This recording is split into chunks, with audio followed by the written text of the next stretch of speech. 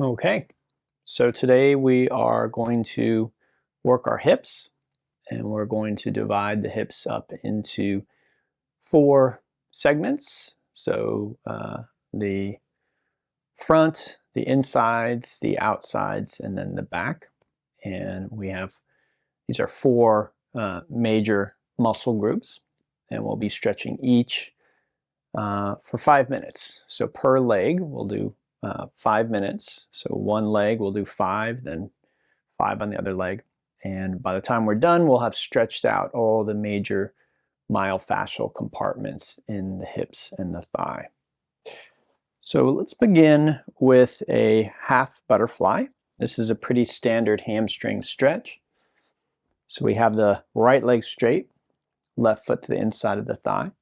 And then we'll come forward and down. What we're looking for is a stretch here. Make sure you feel safe. Make sure you feel the stretch. And then be sure that you're comfortable enough to hold it for 5 minutes.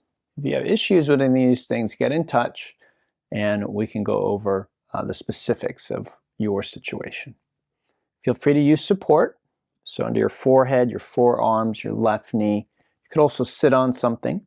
So sitting on something makes it more intense. Putting support in front of you makes it less intense. So it really just depends on what you feel you need. Now again, we'll be here for 5 minutes.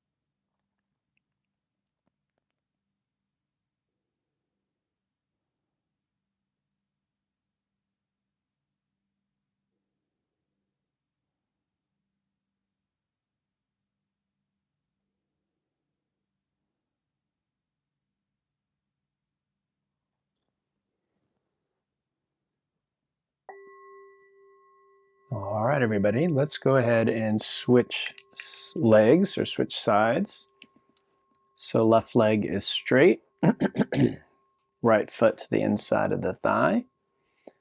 And then again, I don't recommend grabbing your leg, just let gravity take over and pull you forward and down.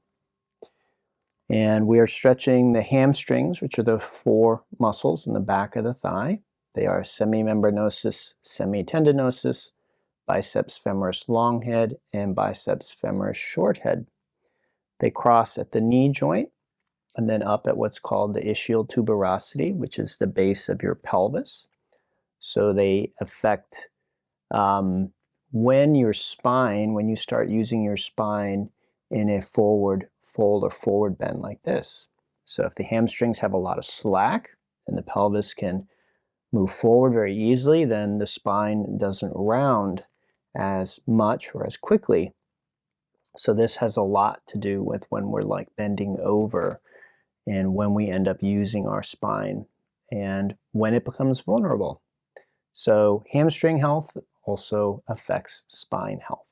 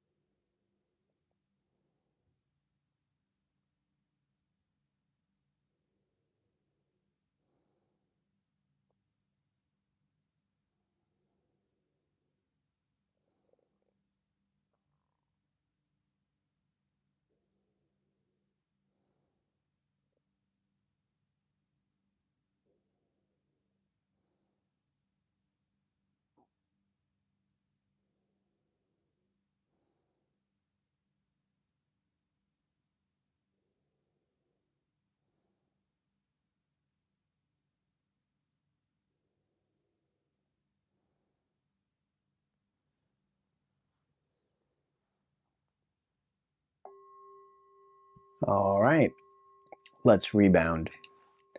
So to rebound, you take your time, but make your way onto your back and relax in stillness before you counter stretch.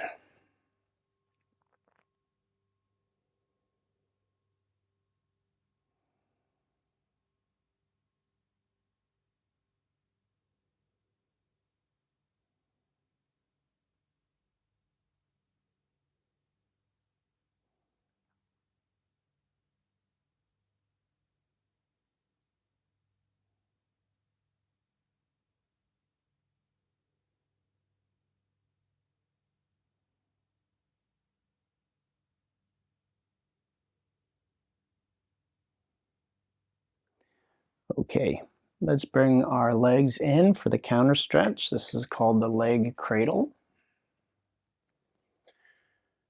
And the movement will balance out the stillness of the yin postures.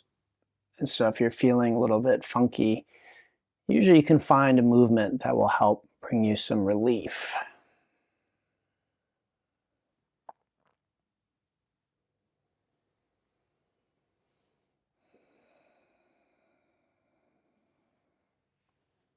Okay, let's hinge up. So hands under hips, palms down, legs straight up, lift the head and neck, lower the legs, pop them up, and use the weight of the legs to pull you up. Let's come into tabletop facing the long side of the mat. And we will take the right leg straight out to the right and take the left knee away from the right leg. Now your feet can flex or point in any direction. Your left heel can be behind your buttocks or behind your knee. Your hips can be over the left knee or press back toward your left heel. You can stay up on your hands, drop down to your elbows, rest your torso on a bolster, on the ground. You can rest your forehead on a block. And we want to feel the stretch right in here. That's the groin or adductor muscle group. There are 5 muscles in this group.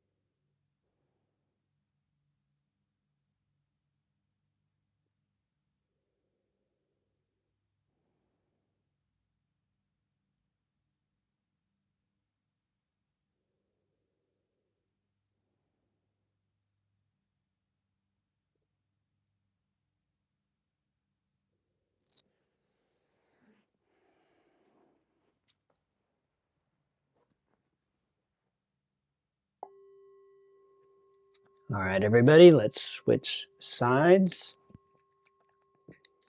So it's usually a good idea to start with your hips above your knees. Take the left leg straight out to the left. Take the right knee to the right. And then again, you can adjust from there, however you need to adjust. These days, I often do the half frog because of the peculiarities of what is happening in my body. I've been doing this pose for a very, very long time, and I've released a lot of that tension. So very often I have to be a little more specific, but on this side, I'm getting it.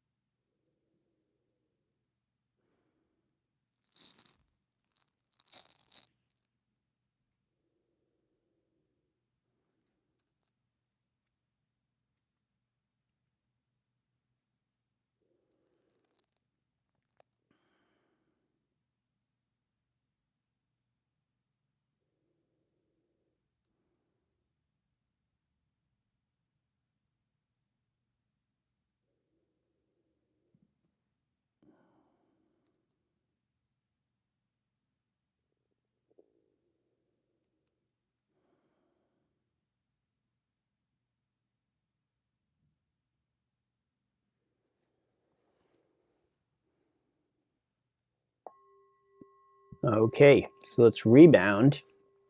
I recommend child pose, or you could lay on your belly. That's called crocodile.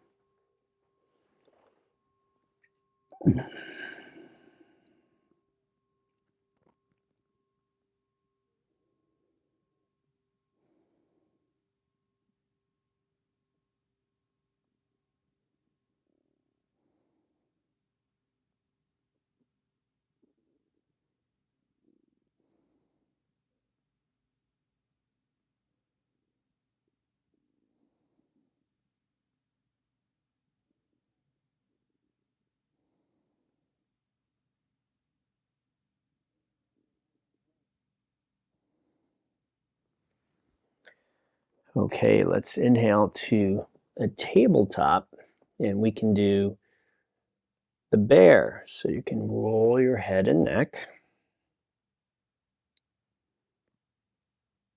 You can shrug the shoulders. You can move the spine forward and back. And you can drop the hips from side to side.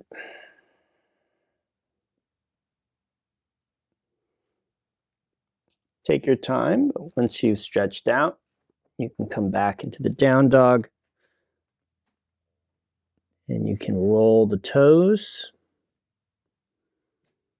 circle the ankles, pedal the feet back and forth, and kick the legs. So just waking up and warming up this lower part of the body. Okay, next we have the sleeping swan.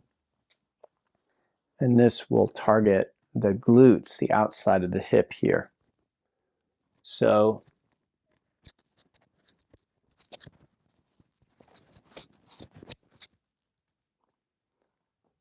let's bring the right knee toward the right wrist, the foot across the mat, and then the torso down. Now you have quite a few options in this posture, and it's important that you position yourself properly.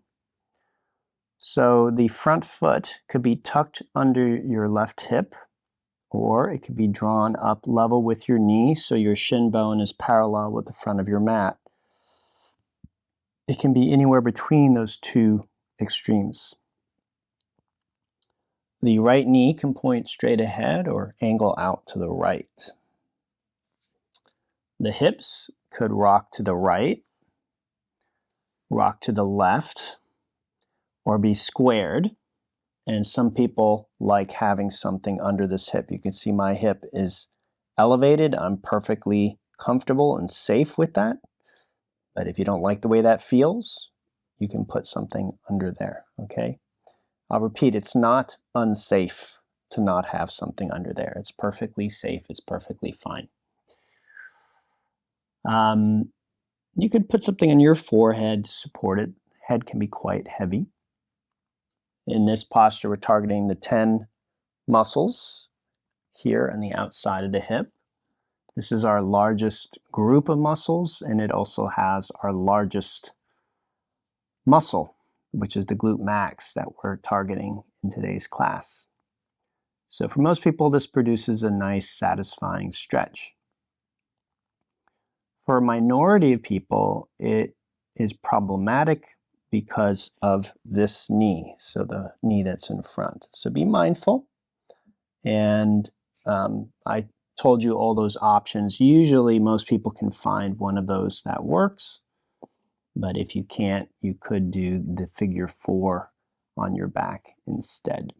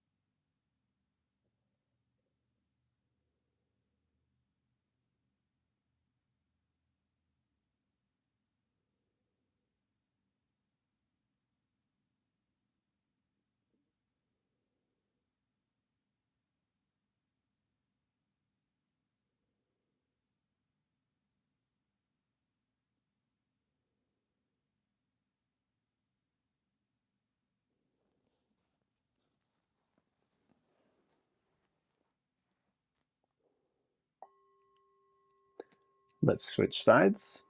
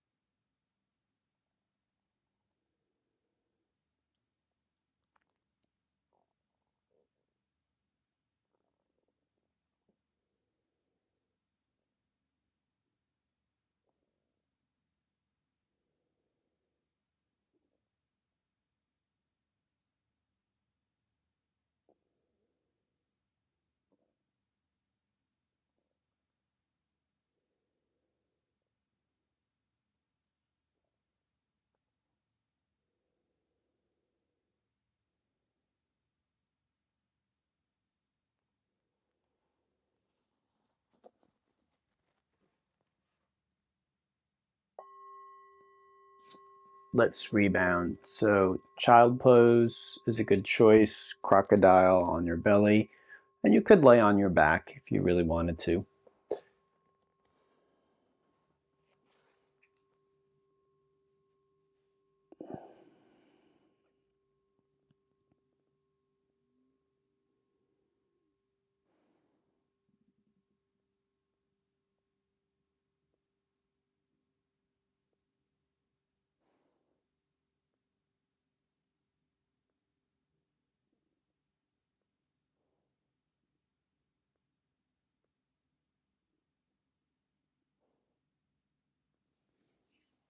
Okay, so let's do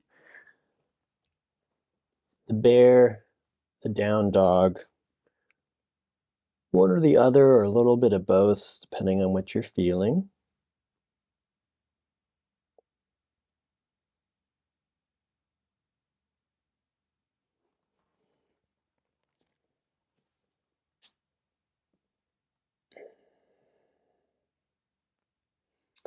And our next pose is on the belly. I'm going to turn. This is the cat tail. So coming onto your belly, prop your left leg up, prop your head up on the right hand and elbow, bend the bottom knee, reach back and grab the foot, and this is the cat tail.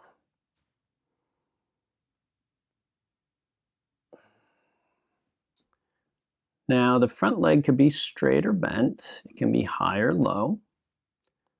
Generally, the higher the leg is, meaning the closer to your face, and the straighter it is, the more intense the posture will be. By the same token, the lower the leg and the more that your knee is bent, then the less intense it will be. So depending on what you're feeling, you can adjust that. Generally, the head can stay in the hand. That's where I'm probably going to keep mine. You can rest on the upper arm, on a block, on a folded blanket, a bolster, straight on the ground. So this pose is not about your head and neck, so make it comfortable. The shoulders should be at least stacked, so we don't really want to be facing the ground. So the shoulders are stacked, the pelvis faces the ground, or you can lean or lay the left shoulder back toward the ground behind you, and this will generally bring you into a deeper twist and deeper back bend. Today we're focused on the hip, so we want to feel the stretch at the front of the right thigh. Those are the quads and hip flexors. And so whether you add a back bend or twist to that is really up to you, as long as it doesn't interfere with the quad and hip flexor stretch. Now, as for the leg, most people are just going to pull the foot in toward the buttocks to good effect. However, some people prefer to kick the foot back, kind of like a bow or dancer pose. So if you prefer that, you can do that. The downside is it's more work. And that's true of a lot of options in yoga. Generally, we want to relax, but there are postures where it requires us to do more work, either to do the pose at all or to get the desired effect. So it's not wrong to engage certain muscles in certain postures to get a desired effect. A lot of people might hear about yin and hear you're supposed to relax and then think, oh, I can't engage any muscles, but that's not true.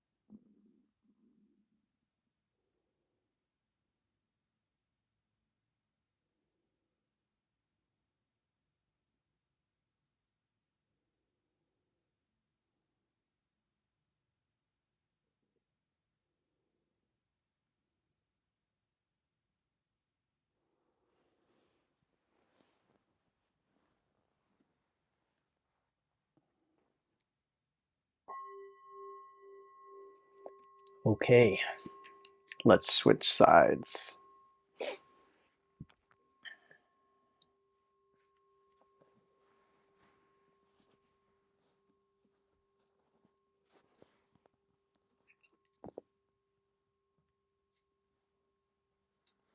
So here we have 7 muscles that we are potentially targeting with this posture. Those are the 7 hip flexor and quadricep muscles. The reason we're grouping both together is because generally when you affect one, you're going to affect the other group. So we just lump them together and work both in this particular posture.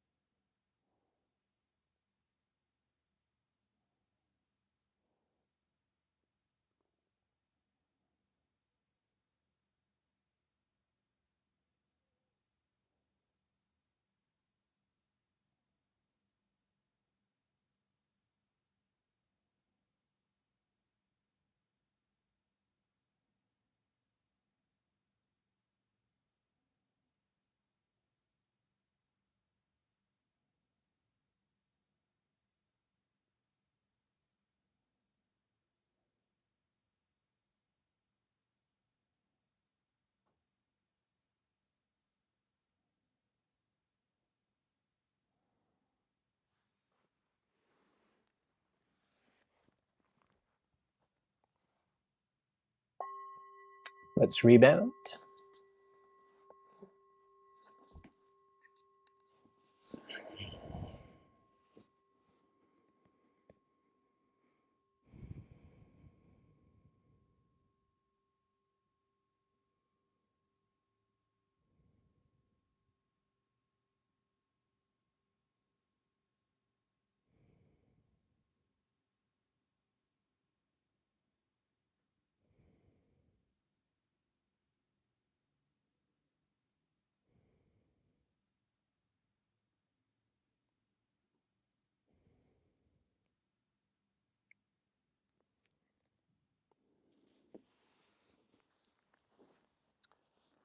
Okay, at this point, you are welcome to counter stretch. And then you can either come back into a relaxed position and do a longer relaxation. In yoga, we usually call that Shavasana, although Shavasana actually is a posture. But you can relax in stillness, or because we do the relaxation between each set of postures in yin, you also have the option to get up and get on with your day if you feel like you're ready to do that. So I hope you enjoyed today's practice. If you had any difficulty or any questions, reach out. Otherwise, I hope to see you next time.